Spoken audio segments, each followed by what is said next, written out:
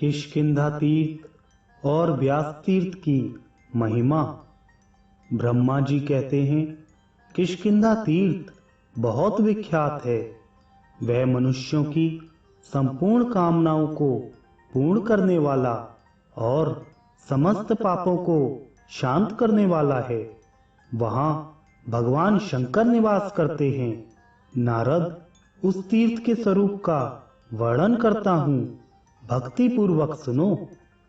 पूर्व काल में दशरथ नंदन भगवान श्री राम ने किष्किंधा निवासी वानरों को साथ लेकर जब समस्त लोकों को रुलाने वाले रावण को युद्ध में सेना और पुत्रों सहित मार डाला, तब सीता को पुनः प्राप्त करके अपने भाई लक्ष्मण, महाबली वानर, बलवान विभीषण और देवताओं के साथ वे स्वास्ति वाचन पूर्वक पुष्पक विमान से अयोध्या की ओर लौटे।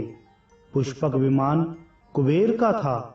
वह शीघ्रगामी और इच्छानुसार चलने वाला था। भगवान राम शत्रुओं का संहार करने वाले और शरणार्थी पुरुषों को शरण देने वाले थे।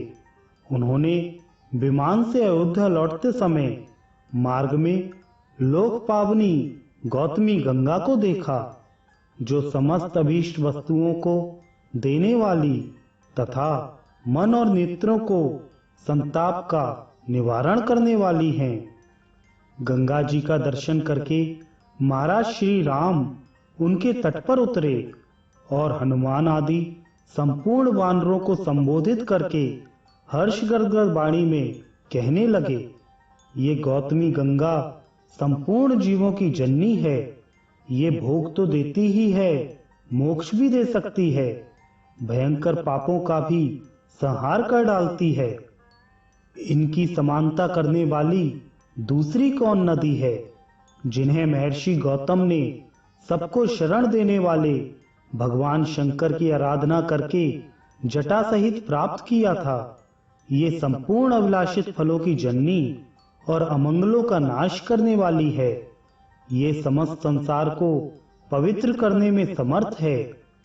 समस्त सरताओं की जननी गंगा का आज प्रत्यक्ष दर्शन हुआ।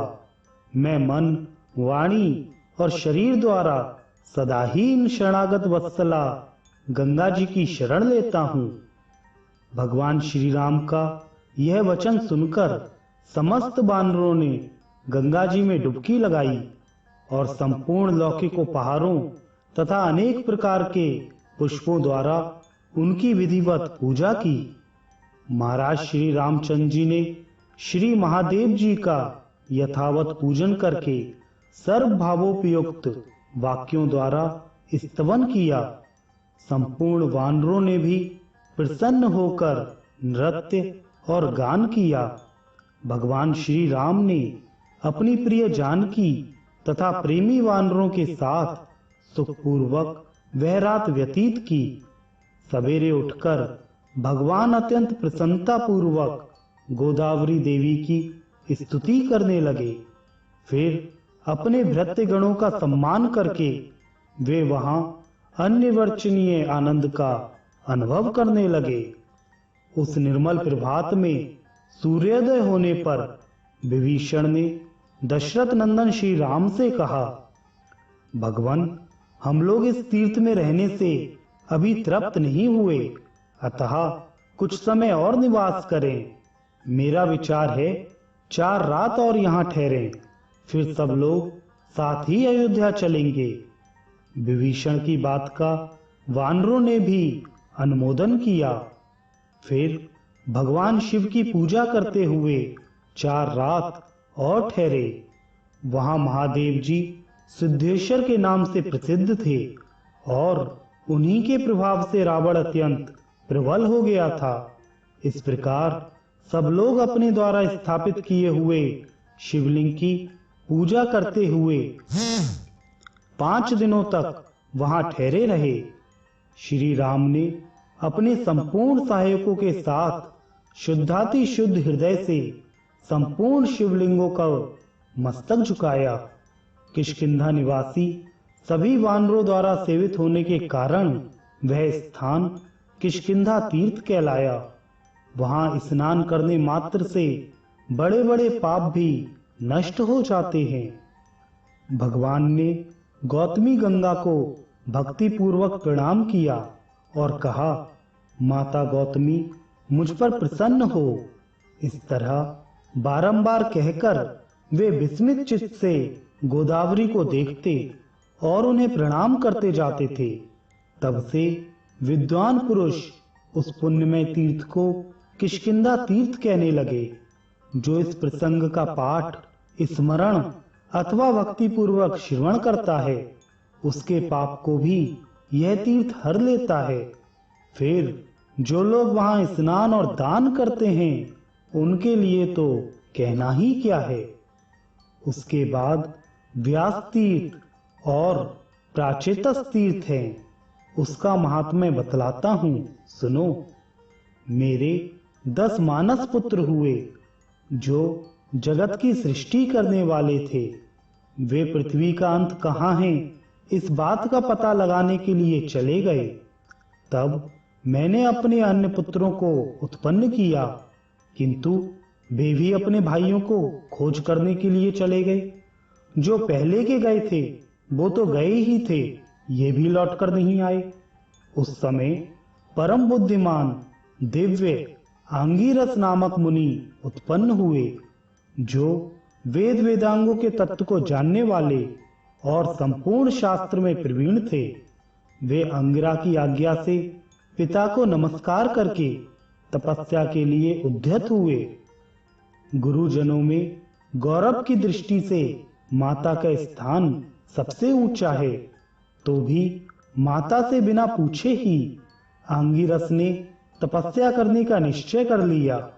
इससे कुपित होकर माता ने अपने पुत्रों को शाप दिया, जो पुत्र मेरी अवहेलना करके तपस्या में प्रवृत्त हुए हैं, उन्हें किसी प्रकार की सिद्धि प्राप्त नहीं होगी। आंगिरसों ने अनेक देशों में जाकर तपस्या की, किंतु उन्हें कहीं भी सिद्धि ना मिली। वे सब इधर उधर दौड़ते रहे, परंतु सभी स्थानों में कोई ना कोई विघ्न आ जाता था। कहीं राक्षसों से, कहीं मनुष्यों से, कहीं युक्ति स्त्रियों से, और कहीं अपने शरीर के ही दोष के तपस्या में विघ्न पड़ जाता था। इस प्रकार भटकते हुए सब आंगिरस तपस्वियों में श्रेष्ठ अगस्त्य जी के पास गए और उन्हें नमस्कार करके विनीत भाव से बोले, भगवान, हम अनेक उपायों से बारंबार प्रयत्न करते हैं, तो भी किस दोष से हमारी तपस्या सिद्ध नहीं होती।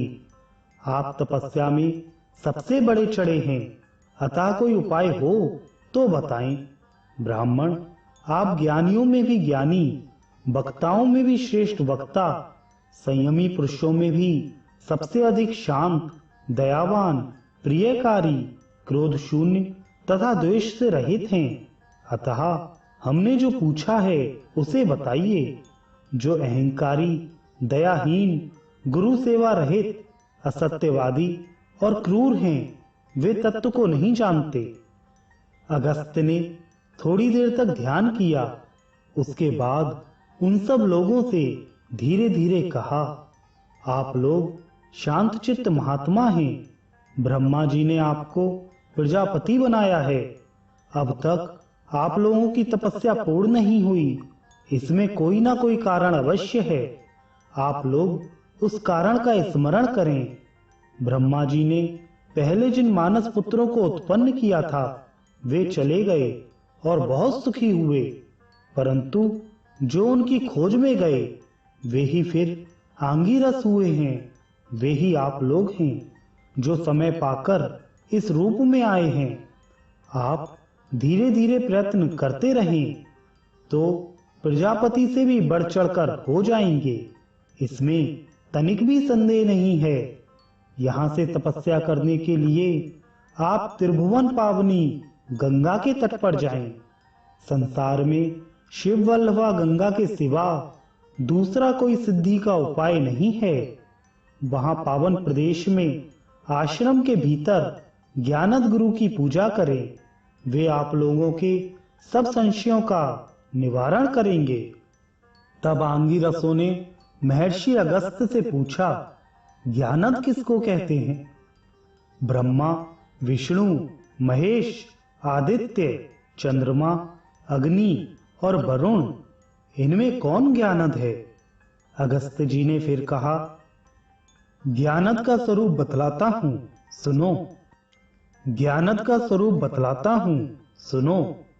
जो जल है वही अग्नि है, जो अग्नि है वही सूर्य कहलाता है, जो सूर्य है वही विष्णु है, और जो विष्णु है वही सूर्य। जो ब्रह्मा है वही रुद्र हैं, जो रुद्र हैं वही सब कुछ हैं। इस प्रकार जिसको एक की सर्वरूपता का ज्ञान हो, उसी को ज्ञानद कहते हैं। देशिक, प्रेरक, व्याख्याकार, उपाध्याय और शरीर का जनक आदि बहुत से गुरु हैं, किंतु उनमें जो ज्ञानदाता गुरु है वह सबसे बड़ा है। यहाँ उस ज्ञान की बात कही गई है जिससे भेद बुद्धि का नाश हो। एकमात्र अद्वितीय शिव ही सब कुछ हैं। विद्वान ब्राह्मण उन्हीं को इंद्र, मित्र और अग्नि आदि अनेक नामों से वर्णन करते हैं।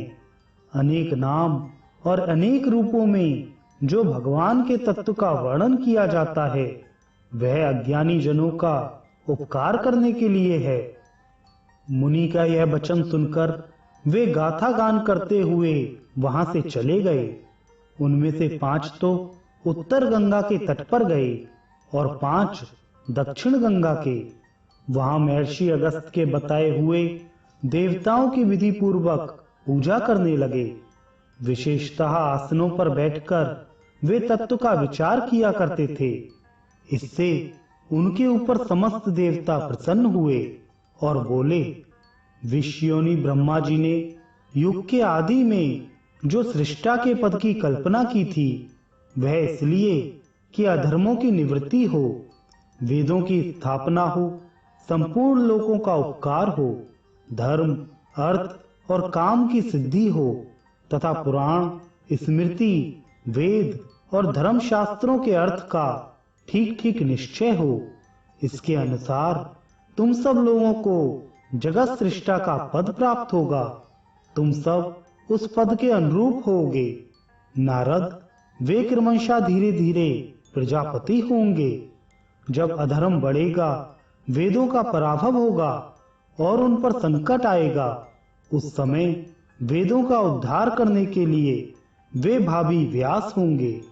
गंगा का उत्तम तट ही उनकी तपस्या का उत्तम स्थान होगा और वहां शिव, विष्णु, मैं, सूर्य, अग्नि और जल ये सब उपस्थित रहेंगे। इनसे बढ़कर पवित्र और इनसे श्रेष्ठ कहीं कुछ भी नहीं है। केवल परब्रह्म ही इन सब के आकारों में प्रकट हुआ है। सर्वस्वरूप शिव जो व्यापक तथा संपूर्ण भाव पदार्थों का रूप धारण करने वाले हैं, समस्त प्राणियों पर कृपा करने के लिए उस तीर्थ में विशेष रूप से रहते हैं। उनके साथ संपूर्ण देवता भी निवास करते हैं। भगवान शिव सब पर अनुग्रह करने वाले हैं। वे आंगिरस, धर्मव्यास और वेदव्यास के नाम से प्रसिद्ध होंगे। उनका तीर्थ भी व्यास तीर्थ के नाम से ही तीनों लोकों में विख्यात है। व्यास तीर्थ बहुत ही उत्तम है। उसका जल पाप रूपी कीचड़ को धोने वाला, मोह रूप अंधकार और मद का नाश करने वाला तथा मनुष्यों को सब प्रकार की सिद्धि देने वाला है।